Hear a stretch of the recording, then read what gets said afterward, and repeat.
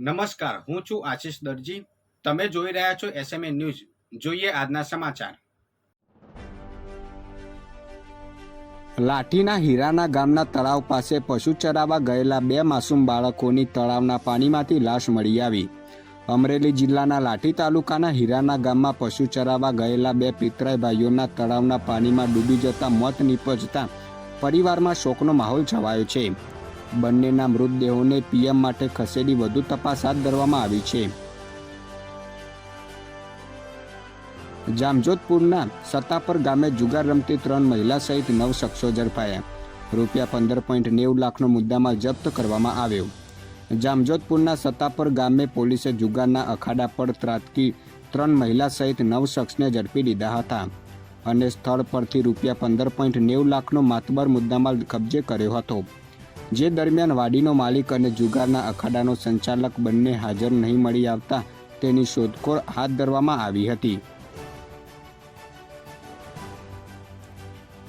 કડીમાં વિદેશી દારૂ સપ્લાય થતો હોતોને બાવલુ પોલીસ ત્રાટકી. લક્ઝુરિયસ 2 ગાડી સહિત 11 લાખથી વધુનો મુદ્દામાલ જપ્ત કરાયો. કડી તાલુકાના બાવલુ પોલીસ સ્ટેશનના માણસો પેટ્રોલિંગ કરી રહ્યા હતા. જે દરમિયાન તેઓને માહિતી મળી હતી કે કડી તાલુકાના જેતપુરા ગામે વાડામાં વિદેશી દારૂનું કટિંગ થઈ રહ્યું છે. જેના આધારે પોલીસ સ્ટાફના માણસોએ રેડ કરી હતી. વિદેશી દારૂનું કટિંગ કરી રહેલા 3 ઇસમોને પોલીસે ઝડપી પાડ્યા હતા. તેમજ 11 લાખથી વધુનો મુદ્દામાલ જપ્ત કરી ગુનો દાખલ કરી કાર્યવાહી હાથ ધરવામાં આવી છે.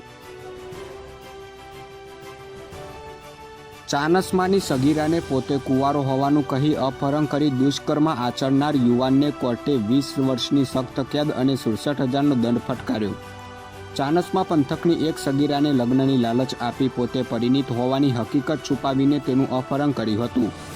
જે બાદ તેને અલગ અલગ જગ્યાએ લઈ જઈ તેની સાથે દુષ્કર્મ કર્યા બાદ કિશોરીએ લગ્ન કરવાનું કહેતા તેને લગ્નની ના પાડી તેને પોતે લગ્ન કરેલા હોવાનું જણાવી કિશોરીને હળદૂત કરી હતી.